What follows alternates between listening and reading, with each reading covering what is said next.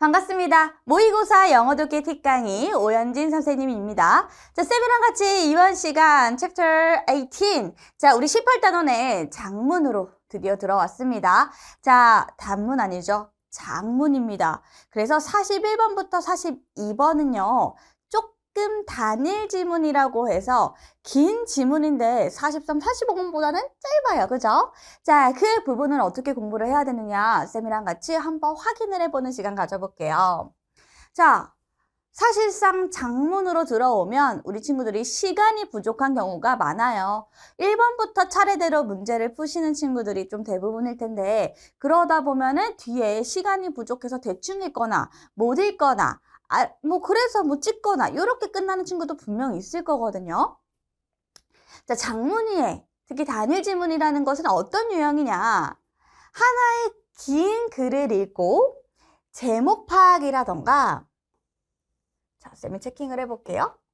제목 파악이라던가 빈칸 추론하기, 문맥상 쓰임이 적절하지 않은 어휘 고르기 등의 문제에 대답을 하는 유형입니다. 자, 대부분 제목 파악이 41번, 그리고 어휘 문제가 42번으로 많이 나오죠. 그쵸? 자, 그럼 여러분, 장문이라고 하는 것은 무엇을 요하는 거냐? 우리 친구들의 뭐를 알고 싶은 거냐? 종합적인 사고력, 그리고 빠른 독해력을 요하는 겁니다. 그래서 천천히 읽는 게 아니라 시간이 부족하기 때문에 빠르게 독해를 하시면서 그 안에서 필요한 것들에 대해서만 빠르게 사고하는 능력이 좀 필요하다라는 거죠. 근데 41, 42번은요, 문제를 풀어보시면 또 생각보다 어려운 내용들도 있을 때가 많아요. 난이도, 길이에 대한 부담감은 잠시 내려놓으시고 어차피 우리가 문제 풀 건데 괜히 난이도 높다고 생각을 하고 들어가는 것 자체가 우리 친구들이 더 힘들게 만들잖아요. 그냥 이런 생각 버려주시고요. 우리 조금 꼼꼼하게 필요한 것들만 빨리빨리 캐치해서 푼다라고 봐주시면 되겠습니다. 자, 각각의 문제 유형에 따라 접근 방식을 다르게 하자라고 하는데요. 당연히 한 지문에 여러 개의 문제가 있다 보니까 그 문제를 먼저 읽어보시거든요. 자, 우리 제목 파악 같이 공부했었죠. 한 1, 2, 3, 4단원 중에 하나였던 걸로 쌤은 생각을 하는데 그래서 그 부분에서 공부했을 때 어느 부분이 이 제목을 찾는데 도움이 됐다라는 그 근거를 찾아서 넣어보시는 게 도움이 되고 자, 어휘 문제 같은 경우에도 매력적인 오답이 뭐가 많이 나옵니까? 대부분은 반이어로 정답이 골라지죠. 그래서 우리는 이 문제를 풀 때 어떻게? 역시나 어휘력이 중요하고 내가 모든 단어를 공부할 때 특히 반이어가 명백하게 드러나는 경우는 내가 반이어도 조금 캐치해 놓는 그런 자세, 그런 대비를 해놓으시면 이런 문제를 푸시는 게 조금 더 수월해지실 수 있죠. 그래서 결론적으로는 얘들아 우리가 모의고사를 계속 이렇게 꾸준히 공부를 해오다 보니까 어휘가 정말 중요하구나. 내가 단순히 내용을 이해하기 위해서 독해를 하기 위해서도 중요할 수 있지만 이 보기 내에서도 굉장히 유용하게 쓰일 수 있죠. 그렇죠? 그리고 보기가 아니더라도 우리가 패러프레이징을 할 수 있는 그런 능력도 필요하다라고 얘기했습니다. 그래서 어휘는 중요하다. 어휘 많이 암기해 두세요.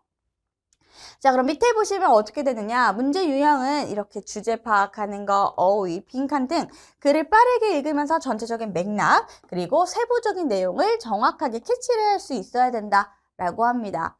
자, 이게 무슨 말이냐면 제목 문제 같은 경우는 여러분 처음부터 끝까지를 다 읽어야 되는 경우가 많죠. 이건 뭐예요? 종합적으로 전체적인 맥락을 따져봐야 되는 거죠. 자, 근데 어휘 문제 같은 경우에는 이 중간중간에 1, 2, 3, 4, 5 되어져 있으니까 내가 읽어 내려가면서 그때마다 옳은지를 확인하시면 됩니다. 그래서 41번, 42번 이렇게 순서대로 풀지 않고요. 당연히 어휘를 먼저 풀어야 되니까 42번, 그 다음에 41번을 푸는 게 되겠죠. 자, 그래서 지문을 보기 전에 먼저 문제부터 확인해서 이게 제목 문제인지 어휘 문제인지 살펴보시고요. 자, 문제를 통해서 긴 글에서 어떤 정보를 파악해야 할지를 미리 염두에 두는 겁니다. 자, 쌤이 예시를 한번 들어볼게요. 자, 이렇게 긴 지문이 있고 41, 42번이 있는 거예요. 자, 여기가 제목이고 여기가 어휘입니다. 자, 내가 제목 문제를 풀려면 조금 빠르게 푸는 방법 중에 여러 가지가 있지만 쌤이 뭐를 강조하죠? 그래, 전개 구조를 한번 예측해 보는 거 강조하잖아요. 그래서 내가 여기를 읽기 전에 요렇게 한번 시선을 봤을 때 그때 살짝만 훑어봤을 때 여기 혹시 연결사라던가 뭐 우리가 알고 있는 뭐 however이라던가 뭐 다양한 이런 것들이 들어가 있는지 좀 살펴보시고, 만약에 그런 연결사가 이 however이 여기 중간에 들어갔거나 아니면 이 맨 마지막에 막 in other words 이런 단어들이 들어갔다 하면 우리 친구들은 아 그래 논리 구조가 바로 조금은 파악이 되면서 아 however이 뒤부터 중요하겠구나, 여기서 내가 제목 문제를 최대한 골라봐야겠다, 이런 식으로 우리 친구들이 생각할 수가 있겠죠. 그쵸? 그리고 또 반복되는 어휘들도 살펴보시면 되는 거고, 반복되는 어휘들, 비슷한 어휘들이 나오면 아 그게 글의 소재가 될 수 있고 중심 단어가 될 수 있으니까 그 내용이 제목에 좀 들어가야 되겠구나 라는 생각도 하실 수가 있는 거고요. 그쵸? 자, 그래서 이렇게 문제부터 먼저 읽어주시고, 자, 어떤 정보 파악해야 될지 미리 한번 생각하시고 들어가는 겁니다. 이거 하는 거 되게 중요하죠? 자, 그리고 긴 글을 읽을 때요, 우리 친구들이 그냥 읽기도 하는데요. 여기에 뭐 사회라든가 막 경제라든가 어려운 지문의 내용이 나오면 우리 친구들이 이해하는 것 자체가 조금 벅찰 수 있단 말이죠. 그래서 모든 걸 다 그렇게 하라는 건 아니고 여기 여백이 있는 부분이 있다면 이 부분을 사용하시는 거예요. 간략한 메모하시면서 읽어보시는 거죠. 이해되셨죠? 그렇게 하시면 조금 더 내용을 빠르게 캐치하는 게 도움이 될 거고, 자, 쌤이 얘기했다시피 각 문제 유형 푸는 방식에 먼저 익숙해지시는 겁니다. 이 문제가요, 새로운 문제 유형이 아니거든요. 우리 30번 어휘 문제, 그리고 저기 제목 앞부분의 제목 문제, 이런 것들에 익숙해지고 나면 그게 그대로 적용되는 건데 조금 더 긴 글일 뿐이고 우리가 장문이다 보니까 조금 빠르게 해석을 해야 되는 부분이다 라고 생각해 주시면 되는 거죠. 이해되셨나요? 그래서 쌤이랑 이렇게 장문, 단일 지문에 대해서 한번 얘기를 해봤고요. 실제로 우리가 어떻게 적용을 하면 좋을지 지금 바로 한번 기출문제 연습하기 시작해 보도록 할게요. 기출문제로 적용하기 한번 시작해 보도록 하겠습니다. 자, 쌤이 준비한 건요, 2021년 3월 학평 41번에서 42번 문제가 됩니다. 자, 41번이나 42번의 문제는 고정이 되어져 있고요. 41번은 제목 문제고, 그리고 42번은 어휘 문제가 되겠습니다. 자, 어휘는요, 딱 그 문장만 보고서 아, 맞다 틀리다를 결정하기보다는 앞뒤의 문맥을 좀 살펴보면서, 그리고 최대한 찾을 수 있다면 글쓴이가 말하고자 하는 방향이라도 알아야 그것을 기준으로 잡아서 어휘의 문제를 풀 수가 있는 겁니다. 그래서 따로따로의 문제가 아니라 결국에는 어휘는 위에 있는 이 제목, 즉 글쓴이가 말하고자 하는 바가 뭔지를 조금은 알아야 풀 수가 있는 것이다 생각해 주시면 되겠고요. 그럼 우리가 뭐부터 푼다? 일단은 A, B, C, D, E가 들어가 있으니까 여기 있는 문제를 먼저 풀고 그 다음에 제목 문제로 마무리 지어보도록 하겠습니다. 자, 그럼 우리 한번 살펴볼까요? 보시면, 자, 놀랍게도 의식이, 자, 근데 여러분 여기서요, 저희 이 지문이 아마 풀어보셨다면 좀 어렵다라는 걸 느끼셨을 거예요. 그래서 쌤이 한 문장을 좀 최대한 요약, 정리를 해주면서 들어가 보도록 할게요. 내용 이해가 중요한 거니까. 자, 놀랍게도 의식은요, 중요하지 않아요. 여러분, 놀랍게도라고 하는 건, 우리는 몰랐네. 뭐를 몰랐어? 의식이 안 중요하대. 그럼 우린 중요한 줄 알았던 거지. 자, 뭐에? 창의력에 중요하지 않대요. 아, 자, 쌤 요거 지울게요. 어휘는, 여기서 의식은 창의력에 중요한 포인트는 아니구나. As we like to think. 우리가 생각하기에, 우리가 생각할 때, 창의력에는, 의식이 되게 중요하지.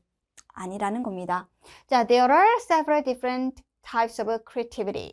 자, 다양한 종류의 창의력이 있대요. 그래서 그 다양한 종류의 창의력이 뭐가 있는데 하고 봤더니 그 창의력이 크게 두 가지로 나뉩니다. Some of them, 여기서 them이라고 하는 건 creativity죠. 자, 그래서 창의력 중에 일부는 conscious, 의식적이고요. 자, 그리고 또 some of them 하면 여기도 역시 창의력의 또 다른 일부는 또 뭐예요? unconscious, 무의식적이다. 아, 창의력은요, 의식해서 생기기도 하고요, 무의식 중에 생기기도 한대요. 요걸 토대로 그럼 꼭 의식이 중요한 것만은 아니겠네요. 왜? 무의식도 있으니까. 이렇게 이해가 되시죠? 그럼 우리 더 가보도록 하겠습니다. 자, 이제는 A가 나오니까 우리 앞뒤 문맥 살펴보시면서 들어가야 돼요. 창의력은 일어날 수 있습니다. 언제 일어날 수 있느냐? 자, 너가 무언가를 만들려고 의도적으로 애를 쓸 때, 여러분, 이건 뭐예요? 창의력 중에 의식적으로 생각해서 하는 거죠. 그래서 요거는 맞다고 볼 수 있는 이유는 뭐 때문이야? 의식적으로 뭔가를 만들려고 한다? 이게 의식적인 창의력이 되겠죠. 자, 또는 이라고 나왔으니까 이제는 뭐가 나올 것 같아요? 무의식이 나올 것 같다는 생각이 드시죠? 자, 또 창의력이 어떻게 될 수 있어요? 일어날 수 있어요. 너의 잠에서. 너가 잠잘 때 일어난다는 건 뭐예요? 무의식이네. 얘는 무의식이죠. 그럼 무의식과 의식이니까 여기서 deliberately는 괜찮다라는 거 확인할 수가 있습니다. 됐나요? 자, 근데 얘들아 여기 보면은 in any case 하면은 이게 무슨 말이에요? 어떤 경우에서든 그러니까 즉 여기서 의식적이든 무의식적이든 그건 별로 중요하지 않고 어쨌든 요런 느낌입니다. 됐죠? 그래서 요거 그게 두 가지를 계속 나눠라 이런 뉘앙스보다는 이 글쓴이가 말하고자 하는 바는 뭐냐면 여기에 디트리시라고 사는 사람인데 이 사람이 신경과학자라는 거죠. 근데 이 사람이 즉 신경과학자가 나옵니다. 자, 신경과학자가 나와서 뭐라 그래요? believes that. 그 사람이 믿습니다. 뭐를 믿냐면 대절을 믿는데요. 창의적인 뇌는 우리가 이제 창의력인 거죠. 그쵸? 창의적인 뇌는 뭐와 같대요? 소프트웨어와 같이 많은 일을 한대요. 즉 여기서는 작동한다라고 하면 될 것 같아요. 창의적인 뇌는 작동할지도 몰라. 많은 부분이 뭐처럼? 소프트웨어처럼. 그럼 여러분 여기서 신경과학자 A라고 쌤이 할게요. 처음에 신경과학자가 밑에 더 나오니까. 자, 그럼 얘들아 신경과학자 A라고 하는 사람은 뭐라고 얘기하냐면 이렇게 얘기를 합니다. 창의적인 뇌는 뭐랑 비슷해? 소프트웨어랑 비슷해. 여러분 소프트웨어는 한마디로 기계잖아요. 야, 사람의 뇌는 기계랑 비슷해. 특히 그 사람의 뇌의 그 창의적인 부분 그거는 뭐 기계랑 비슷해. 기계 소프트웨어랑 비슷해. 이렇게 얘기를 하는 겁니다. 그럼 조금 더 디테일하게 들어가 볼게요. 자, 신경과학자들. 자, 이분 말고도 신경과학자분들이 서스펙이 의심하답니다. 대절이라고 의심하는 거예요. 대절이 뭔데? 자, 어디까지 묶여요? 여기까지 묶이네요. 여기서 한번 끊어볼까? 자, 창의력은 본질적으로는 뭐에 대한 거래요? 발견에 대한 거래요. 자, 그럼 정리 또 한번. 자, 신경과학자들 창의력은 뭐다? 발견이다. 자, 근데 발견, discovery라고 하는 게 지금 B로 나왔는데요. 지금 아직까지는 모르겠어요. 왜 발견이라고 하는 거지? 갑자기 창의력인 뇌를? 자, 오히려 뭐보다? 그럼 이거와 이거는 반대라는 말이 되겠죠? 자, anything mystical 이렇게 나오면 여러분 mystical이 뭐냐면 신비적인, 신비의 이런 뜻이에요. 얘들아 우리 약간 미스테리한 거 있잖아요. 무언가가 딱 새로운 현상이 나왔어. 뭔가 창의력이 뛰어난 뭔가 새로운 게 딱 나왔어. 근데 이게 왜 생겼는지, 어떻게 생겼는지 알 수가 없어. 설명할 수가 없어. 이런 게 신비적인 거죠. 근데 이 사람들, 이 신경과학자는 뭐라고 하냐면 그런 창의적인 것들이 신비적인 것이 아니야. 발견일 뿐이야. 이렇게 얘기하는 겁니다. 여러분 그럼 발견은 뭐예요? 우리가 발견한다는 건 없던 걸 만들어낸 게 아니라 기존에 있었던 건데 못 찾다가 발견하는 거. 그걸 발견이라고 하는 거잖아요. 그쵸? 그래서 내가 지금 발견이 어떤 의미에서 쓰인 건 정확하게 모르겠지만 발견과 지금 신비는 좀 반대고 결국 이 사람들이 주장하는 건 창의력은 발견에 가깝지 신비가 아니야. 라고 말하는 겁니다. 그럼 여러분 그럼 위에 있는 이 사람과 크게 다를 바 없이 그럼 소프트웨어와 발견은 거의 비슷한 의미로 지금 쓰였다라고 생각할 수가 있는 거죠. 됐나요? 자, 그럼 더 들어가 보도록 할게요. 자, 근데 여기 보니까 driven by a mechanical process 이렇게 나옵니다. 뭐에 의해서 이루어지는 거예요? 뇌 안에 있는 기계적 과정. 자, 기계적 과정이래요. 뭐가? 발견이겠죠. 아, 여기서 발견이 뭐예요? 기계적인 과정이구나. 뇌 안에서. 근데 뭐를 하고 있는? 보시면 generate possible solutions and then eliminate them systematically. 이거 무슨 뜻이에요? 자, 가능한 한 해결책을 만들어내고, 즉 여러분 이 말은 뭐예요? 신비한 거랑 달라요. 신비한 거 왜 생겨났는지, 어떻게 생겨났는지 설명이 불가능한데, 발견이라고 하는 거는 없었던 게 생긴 게 아니라 있었던 걸 못 찾았던 거, 그걸 꺼내는 거기 때문에 가능한 한 해결책을 만들어줄 수도 있고, 그 해결책을 또 제거도 할 수 있다는 겁니다. 시스테미컬리하게, 시스템학적으로. 됐죠? 이런 게 약간 뭐와 같아요? 기계스러워. 그쵸? 신비와는 좀 반대죠. 그런 면에서 봤을 때 여기 있는 발견이라고 하는 말이 괜찮겠다라고는 생각할 수가 있는 거예요. 바로 와! 디스커버리는 맞아! 이렇게 얘기할 수는 없지만 여기서 봤을 때 지금 뉘앙스가 지금 얘기했던 요 부분과 해당한다면 아, 기계적인 거. 아, 이게 즉 발견이라고도 지금 비슷한 맥락으로 얘기를 하고 있구나. 라고 한번 정리를 해보자고요. 자, 그리고 더 지나가 보도록 할게요. 자, 그가 믿습니다. 뭐를 믿냐면 우리의 경향을 믿어요. 근데 여기 보시면 우리의 경향이 이런 경향입니다. dismiss 하면 얘들아 우리가 묵살하고 무시하는 거예요. 근데 뭐를 무시하냐면 computational creativity. 이게 뭐야? 컴퓨터식화 되어져 있는 그 창의력이죠. 그 말은 즉 소프트웨어 같은, 그죠? 어떤 기계적인 그런 창의력, 그거를 무시하는 겁니다. 우리 경향은, 즉 인간은. 자, 근데 뭐로써 보는 거야? 열등한 거. 뭐보다? 우리 자신의 것보다. 우리 자신의 창의력보다. 야, 인간의 창의력보다는 열등하지. 이렇게 생각하는 우리의 경향이. 자, 이게 지금 주어 동사고 이게 주어고 이게 또 동사가 나왔으니까 이렇게 묶이는 거예요. 묶여서 앞에 있는 tendency를 꾸며줬고. 자, 여기 believes부터, 즉 여기 있는, 여기 대시 생략된 거죠. 여기부터 끝까지 다 묶이겠죠. 요렇게. 그는 생각한대요. 즉 믿는다라는 거죠. 야, 인간의 창의력이 기계의 창의력보다는 훨씬 낫지 라고 하는 우리의 이런 경향은 어디로부터 온 거예요? 뿌리 깊은 이원론. 여러분 이게 이원이에요. 이원론적인 사고로부터 온 거다. 우리 문화 속에. 여러분 이원론이라는 거는 A, B 딱 두 개밖에 없다는 거지. 1, 2 두 개밖에 없는 거야. 그럼 그 1, 2가 뭐야? 인간의 창의력 그리고 어떤 컴퓨터식의 창의력, 컴퓨터 창의력, 기계 창의력 이렇게 두 개밖에 없는데 근데 그 두 개 중에 아예 인간의 창의력이 더 뛰어나지 이렇게 생각하는 게 우리의 경향이다. 근데 이건 뭐예요? 그냥 뿌리 깊은 이원론인 것 뿐이야 라고 이 사람이 생각하는 거죠. 이걸 좋게 본다라고 말하는 것이 아닙니다. 자, 조금만 더 들어가 보도록 해. 그럼 이 사람이 말하고자 하는 게 뭐야? 신경과학자의 입장이 뭔지를 우리는 더 디테일하게 보시면 제목을 찾는 게 좀 더 수월해질 것 같아요. 자, 우리는 나오잖아. overvalue. 우리 overvalue가 뭐예요? 과대평가하는 거예요. 야, 우리는 우리 자신을 과대평가하고요. 또 반대로 overestimating. 뭐예요? 과소평가합니다. 뭐를? 댐을. 그것들이 뭐예요? 여기 있는 computational creativity를. 자, 그 말은 뭐야? 우리 건 너무 과대, 기계는 과소평가. 즉 뭐야? 우리는 우리가 생각하는 것만큼 인간이 창의력이 있다라고는 이제 말하면 안 된다. 그런 뉘앙스로 흘러간다는 게 느껴지셔야 됩니다. 됐니? 자, 그럼 그 다음으로 볼게요. 또 이제 보면 신경과학자 이 사람이 또 말을 하는데 대절을 말합니다. says that. 어디까지? 여기까지. 자, 그럼 이 사람이 또 말하는 게 결국 또 중요하니까 보면은 그가 tackle은 뭐냐면 다루다란 뜻이 있어요. 그가 다룬답니다. 뭐를요? 뇌를 뭐로 본대요? 아, 뇌는 기계래요. 뇌를 기계로 본대요. 그럼 이 사람이 지금 말하고자 하는 방향을 난 정확하게 알겠어. 여기서 계속 얘기를 했잖아요. 여기까지는 잘 모를 수 있겠지만 결국 뭐다?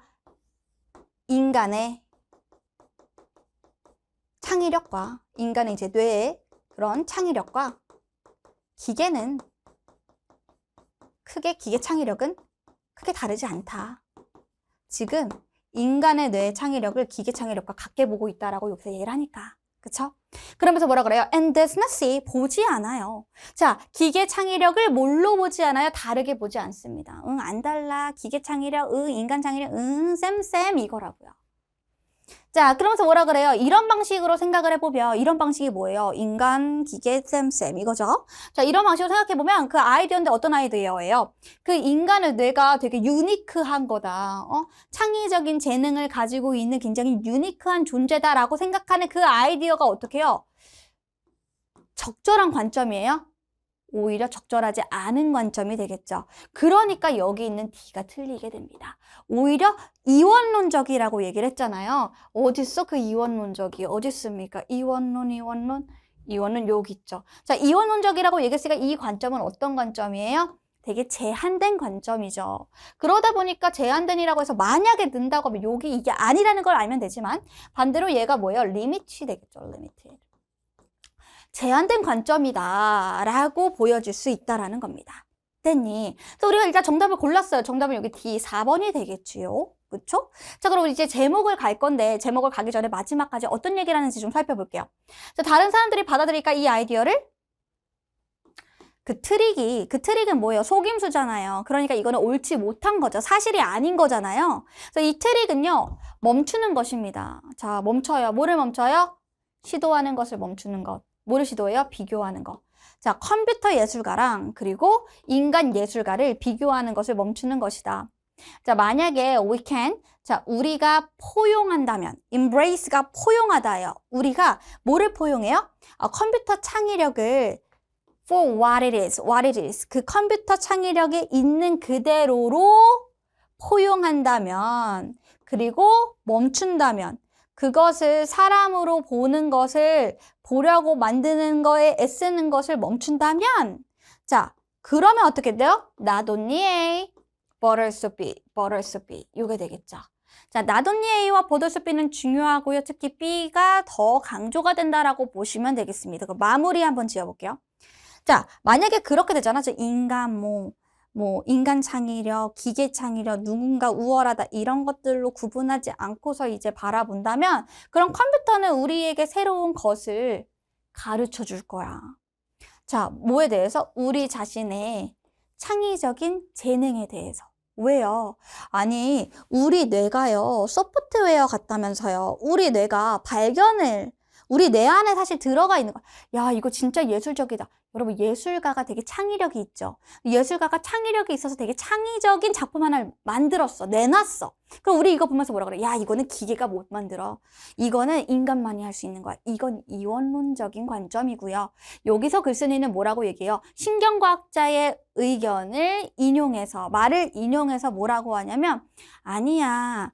이 인간이 만들어낸 이 작품이 사실상 없다가 생겨지는 그런 신비로운 것이 아니라 인간의 어떻게 보면 그 뇌 안에 들어가 있던 보이지 않았던 거였는데 그거를 기계가 찾아줄 수 있는 거야. 됐니? 그래서 다른 것이 아니라 오히려 우리 자신의 창의적인 탤런트를 우리가 못 찾아도 기계가 우리의 창의력을 찾아줄 수 있어. 우리에게 새로운 방법을 가르쳐 줄 수 있다라고 하는 장점이 있고 또 두 번째는 뭐예요? But 그리고 이 컴퓨터 창의력이 뭐가 될 수 있어? 창의력이 돼서 창의적일 수가 있대요. 컴퓨터가 창의적일 수가 있습니다. 어떤 방식으로? 이런 방식으로. 우리가 상상하기 쉽지 않은 것. 즉, 상상하기 쉽지 않은 것들의 방식으로 또 창의적일 수가 있다. 이렇게 얘기한다는 건 인간이 이제는 완전 우월한 것은 아니다. 인간의 창의력을 너무 우월하게 보지 말아라. 라고까지는 우리가 확인을 할 수가 있겠네요. 그러면서 어떻게 해요? 기계 창의력은 또 한 번 인간의 창의력이 그렇게 우월한 게 아니다 라고 말하는 거 기계 창의력도 무시하면 안 된다는 거죠. 기계 창의력도 인간의 창의력만큼이나 또 다른 재정의를 해준 거죠. 이 컴퓨터 창의력에 재정의가 들어갔다라고 봐주시면 됩니다. 자, 그럼 얘들아 우리가 정답을 한번 골라보도록 할게요. 쌤이 이렇게 정리를 해주니까 답은 보일 수가 있어요. 그래서 답이 몇 번이냐면 1번입니다. 보시면 기계인데 어떤 기계예요? 창의적인 기계예요. 그냥 컴퓨터 크리에이티비티라고 생각하시면 돼요. 자, 근데 이 컴퓨터 크리에이티비티가 다시 재정의합니다. 창의성을. 맞아요? 창의력 재정의하죠. 왜? 이 신경과학자가 얘기하잖아요. 그러니까 결론적으로 되게 많은 것들의 흐름이 있었어요. 아니, 의식이야. 창의력이 안 중요해. 창의력이 중요한 건 무의식이고 의식 그 두 가지야.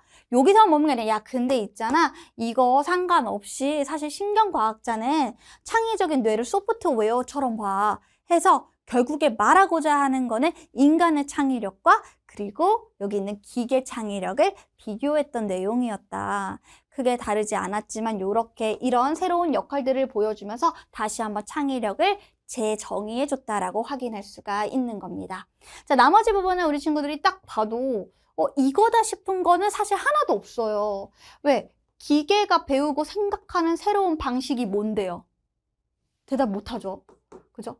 자, 무의식적인 것만 얘기하면 지금 여기에만 머무신 거예요. 그 제목 문제를 딱 요거 하나에만. 안 되죠? 안 되죠? 자, 여기 인공지능 얘기 1도 안 꺼냈거든요. 그래서 될 수가 없습니다. 자, 5번에 고기술이 창의력을 낮춰요? 약화시켜요? 물론 창의력이 나오긴 했죠. 우리 친구들이 5번 찍은 친구들도 있을 거예요. 왜? 창의력 얘기는 계속 하고 있으니까. 1번이냐 5번이냐인데 1번은 아닌 것 같아. 그래서 5번 찍는데 5번도 아닌 것 같아. 5번 아닙니다. 그렇죠? 약화시킨다는 얘기가 전혀 없었기 때문에 정답은 1번이 맞죠. 그래서 1번에 접근하는 데까지는 어려울 수 있지만 그래도 2, 3, 4, 5번에서 고를 만한 것은 사실 없었다. 정답은 1번 그리고 42번에는 4번 이렇게 정리하시면 되겠습니다. 자, 어떠세요? 자, 41번, 42번 문제 쉽지 않았습니다. 내용도 조금 어려울 수 있는데 내가 정말 이해가 안 된다라고 하잖아요. 우리가 실전에 갔을 때 본문을 내가 그냥 좀 편안하게 읽으려고 하는데 잘 안 읽혀. 그렇다면 최대한 쌤이 조금은 시간이 들은다 할지라도 너무 많이 들일 순 없지만 이렇게 간단하게 핵심 단어들을 내가 좀 잘 이해가 됐던 문장들을 좀 정리해 보시면서 글쓴이가 말하고자 하는 방향이 무엇인가를 찾아보는 것은 이 두 문제를 푸는데 굉장히 도움이 될 수 있다라고 생각해 주시면 될 것 같습니다. 자, 여러분 너무너무 고생 많으셨고요. 다른 모의고사 문제들로 한번 41, 42번 문제 연습해 보시고 쌤이랑은 다음 시간에 뵐게요. 수고하셨습니다.